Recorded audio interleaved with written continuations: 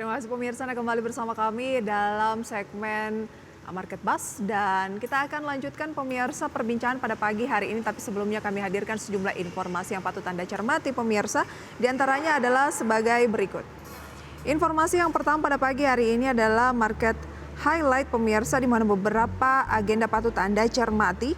Di antaranya adalah PT Ancora Indonesia Resources Tbk atau OKAS menjadi top gainer sepekan, mengalami penguatan 67,03% dari Rp91 ke posisi 152. Ada indeks sektor energi turun 5,67% sepekan, dipimpin emiten Adaro dan ITMG. Kemudian pemirsa juga ada update dari Bursa Efek Indonesia, di mana 2 minggu lagi BEI akan lakukan kenaikan besaran auto rejection bawah atau ARB dari 7% saat ini menjadi maksimal 15%. Ke agenda ekonomi pemirsa, dari China suku bunga utama kredit PBOC, dari Malaysia cadangan devisa Malaysia, kemudian dari Hong Kong IHK Hong Kong, dan dari Eropa kepercayaan konsumen Uni Eropa. Dari emiten pemirsa banyak sekali agenda, terutama untuk RUPS, ada BRIS, Icon RUPS, Cepin, kemudian IDEA, KBLV, PREI akan melakukan RUPS, sementara Adaro KUM dividen tunai, WGX dividen tunai, Jasa Marga juga X dividen, ABMM, MERK atau Merck, MYOH pemirsa, TOTL, HAIS akan X dividen tunai, Temas akhir perdagangan nominal lama stock split. Kita review sedikit IHSG pemirsa ya, pada penutupan perdagangan akhir pekan lalu menguat 37,44 poin, 0,56%, 6.700. Dan sektor yang menjadi pemberat kemarin adalah sektor energi. Dan kita update pemirsa dari pembukaan Asia pada pagi hari ini, ada Nikkei menguat 0,11%, Straits Times melemah 0,17%, Kospi menguat 0,87%, Hang Seng melemah 1,4%. Cenderung mix dari pembukaan Asia di tengah bursa Eropa yang menguat, tapi Wall Street-nya pada akhir pekan lalu bergerak di teritori negatif. Dan pemirsa, untuk berbincang pada pagi hari ini sudah tersambung bersama dengan analis yang akan berbincang bersama saya pada pagi hari ini pemirsa, yaitu ada Pak Chandra Pasaribu, Head of Research Analyst PT Yuanta Sekuritas Indonesia. Pak Chandra, selamat pagi. Selamat pagi Mbak. Terima kasih untuk waktunya Pak Chandra. Sektor energi menjadi sektor pemberat selama sepekan terakhir, kurang lebih pelemahannya 5,6%. Kalau berbicara mengenai dari awal tahun sampai dengan saat ini, sektor energi juga yang tertekan paling dalam. Bagaimana Anda mencermati sektor yang satu ini, yang saya yakin banyak juga dari para investor yang masih menyimpan emiten-emiten sektor ini di portofolionya? Kita sebenarnya dari awal tahun memang suka agak hati-hati ya terhadap sektor energi ini, karena dari segi pricing sebenarnya kan udah relatif mencapai puncak ya. Jadi kalau kita lihat cycle daripada batu bara atau minyak itu, kita lihat sebenarnya udah memang downtrend gitu. Karena memang kalau dilihat kenaikan harga coal dan oil itu kan sebenarnya di-trigger pada saat itu during pandemi ya, yang terjadi ada isu logistik segala macam gitu. Nah, pada saat itu normalize sih harusnya harga batu bara maupun oil itu cenderung akan turun sih, kembali ke level yang lebih reasonable sih. Oke, kalau memang dari Yuanta melihat bahwa ini sudah downtrend, apa yang seharusnya dilakukan bagi para investor yang sudah punya nih, tapi mungkin lagi turun? Harusnya sih memang udah jual dari kemarin-kemarin sih ya. Jadi karena terus terang aja kalau kita lihat posisi harga batu bara itu kan sekarang sekitar 160, 170 ya. Sedangkan kalau kita bandingkan mungkin pre-pandemic level, mungkin harga batu bara mungkin bisa di bawah 100 gitu. Jadi sebenarnya ya pertanyaannya sih, apakah memang down cycle ini akan terus lanjut menjadi lebih rendah lagi atau enggak gitu ya. Sehingga pressure terhadap sektor batu bara masih tetap persisten ya, mengingat karena jarak dari harga batu bara sekarang dengan yang pre-pandemic masih cukup jauh sih.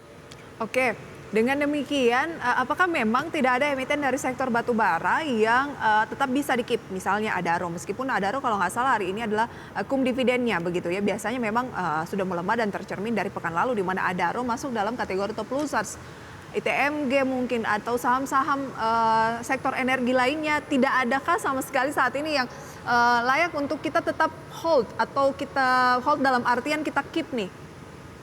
Sebenarnya bet-nya akan lari ke harga komoditi itu sendiri ya. Jadi kalau toh mau di hold, mungkin yang harus dilihat adalah asumsi harga batu bara yang dipakai. Karena terus terang aja kalau di posisi sekarang ini kan sekitar 160. Kalau misalkan ini bertahan di 160, sebenarnya EBITDA margin yang dihasilkan kan masih cukup gemuk ya, sehingga potensi untuk pembagian dividen, tapi ini untuk tahun 2023 ya, berarti tahun depan sebenarnya masih ada gitu. Tapi ya untuk betnya jadi terlalu panjang terus terang aja, karena kita masih akan melalui periode 12 bulan sampai ada pengumuman dividen lagi sih. Oke, apa rekomendasi Anda untuk sektor-sektor energi? Kalau kita sendiri sih dari awal tahun sih sebenarnya udah cenderung untuk underperform ya, jadi memang enggak. Karena itu ya, itu alasan utama karena kita lihat down cycle daripada pricing, tend to normalize, ya kita mendingan stay away dulu sih dari. Stay away dulu. Tidak ada merekomendasikan misalnya kalau saya lihat ya Pak ya, Adaro dalam 6 bulan terakhir ini sudah turun 35% misalnya ya. Kemudian mungkin ada ITMG kalau 6 bulan terakhir terus 43%. Bukan buy on weakness, beli di harga murah. Anda melihat bahwa ini bukan harga murah, lebih ke downtrend. Ya itu tadi, karena kita masih terus terang aja harga batu baranya kan masih di sekitar 160 kan, dibandingkan dengan pre-pandemic yang $90 lah atau $100 lah. Jadi kalau misalnya downtrend itu terus berlanjut, say balik ke 100 gitu ya, berarti kan harusnya secara teoretikal ada down pressure forward juga terhadap harga saham ya kan. Jadi apakah memang yang sekarang level say Adaro tuh 2.400 kalau salah ya, apakah sudah mencerminkan asumsi harga 100 atau belum gitu loh. Baik, jadi tidak ada nih dari Yuanta merekomendasikan emiten di sektor ini Pak? Kita cenderung untuk stay away dulu sih. Stay away terlebih dahulu. Bagi yang sudah punya, apa nih yang direkomendasikan? Ya mungkin harusnya sih memang udah keluar sih dari ini, karena memang ya agak sulit lah untuk lihat up cycle, untuk balik cycle daripada energi sektor ini. Apa tanda-tanda kalau sektor energi akan kembali pulih Pak? Apakah dari harga komoditasnya? Satu itu, tapi sebenarnya juga yang ada di global juga, waktu kita lihat PMI Cina kan waktu itu di bawah 50 ya, sehingga terus Amerika juga overhangnya kan yang debt ceiling ya. Jadi so far ini sebenarnya secara global kita lihat ada ketakutan akan terjadinya resesi sih. Jadi kalau misalnya resesinya misalnya soft landing dan bisa balik, mungkin bisa memberikan sentimen positif terhadap harga komoditi secara umum sih. Kira-kira kapan itu bisa terjadi Pak? Sejauh ini kan kita lihat PMI-nya Cina aja masih 50 kan, berarti masih couple months ahead gitu sampai mereka bisa kasih signaling.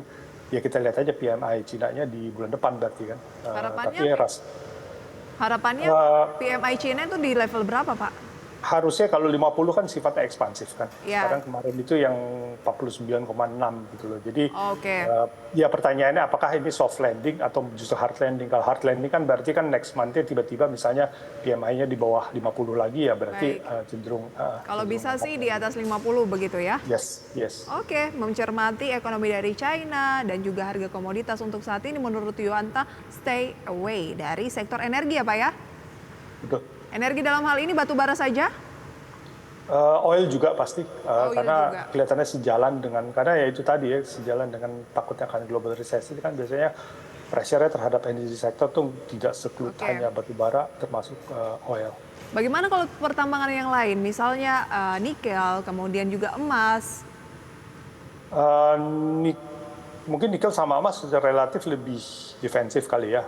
Copper sendiri kalau kita lihat sebenarnya downturn juga sih. Jadi memang kalau resesi itu biasanya copper sama energi yang turun duluan. Safe haven-nya mungkin karena emas. Nikel itu saya pikir mungkin lebih resisten simply karena EV issue ya. Jadi sifatnya agak beda kali ya. Oke, berarti Anda merekomendasikan emiten nikel atau emas? Sebenarnya kalau di emas sama nikel ya lebih sifatnya defensif ya. karena balik lagi tadi dengan adanya global downturn rasanya mungkin Meskipun emas dan nikel itu relatif lebih resisten, tapi pasti terpengaruh juga sih. Oh, oke. Berarti dari Yuanta atau dari Pak Chandra dalam hal ini tidak suka yang sosok aja atau bertahan resilient begitu. Pengennya tuh yang memberikan gain bisa maksimal. Kalau ada yang bisa maksimal, ngapain pilih yang sosok begitu ya Pak ya? Iya betul. Jadi kalau yang commodity prices secara umum kan memang sangat terpengaruh dengan kondisi global yang relatif tidak terlalu kondusif ya. Karena China tadi PMI jelek, US masih ada isu ada overhang gitu. Jadi sebaiknya kita lihat ke ekonomi kita sendiri aja gitu loh. Di ekonomi sendiri kalau so far kalau kita lihat sebenarnya permasalahannya relatif lebih sedikit kan. Pertumbuhan GDP kemarin masih bagus, inflasi juga relatif terkendali. During Lebaran juga kita nggak lihat ada harga yang gila-gilaan gitu ya, orang mudik ramai tapi terkendali ya, tidak sampai macet berhari-hari gitu. Jadi kelihatannya domestik ekonomi justru bisa memberikan peluang yang mungkin lebih baik dibandingkan dengan yang saham yang terkait dengan global ekonomi. Baik, kondisi di dalam negeri bisa memberikan peluang lebih baik dibandingkan dengan eksternal. Kalau begitu, emiten apa yang cocok? Nanti akan kita bahas di segmen berikutnya mengenai rekomendasi saham pilihan dari Yuanta Sekuritas. Pemirsa, tetaplah bersama kami di segmen Market Buzz. Kami segera kembali.